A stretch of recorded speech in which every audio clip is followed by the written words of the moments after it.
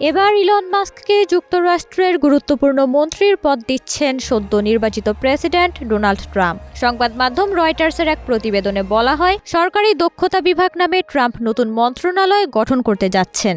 এর দায়িত্ব দেবেন ইলন মাস্ক ও বিবেক রামাস্বামীকে। বিবেক প্রযুক্তি উদ্যোক্তা এবং এবারের প্রেসিডেন্ট নির্বাচনে রিপাবলিকান পার্টির মনোনয়ন প্রত্যাশী ছিলেন। যুক্তরাষ্ট্রের ৪৭তম মার্কিন প্রেসিডেন্ট নির্বাচনে ডোনাল্ড ট্রাম্পের সমর্থকদের মধ্যে অন্যতম প্রভাবশালী ইলন মাস্ক। গত জুলাইয়ে ট্রাম্পকে হত্যা চেষ্টার পরই তার প্রতি নিজের সমর্থন প্রকাশ করেন এই টেক জায়ান্ট ধনকুবের। এরপর ট্রাম্পের জয়ে নিজের সর্বোচ্চ চেষ্টা অব্যাহত রাখেন। জয়ের পর ইলন মাস্কের অবদান ভুলে যাননি ট্রাম্প, দিলেন এর প্রতিদানও। স্থানীয় সময় মঙ্গলবার ডোনাল্ড ট্রাম্প এক বিবৃতিতে তাদের নাম ঘোষণা করেন। তাতে বলেন, তারা প্রশাসনের জন্য সরকারি আমলাতন্ত্রকে ভেঙে ফেলার, অতিরিক্ত বিধিবিধান ও অযথা খরচ কমাতে এবং ফেডারেল সংস্থাগুলোর পুনর্গঠনের পথ প্রশস্ত করবে।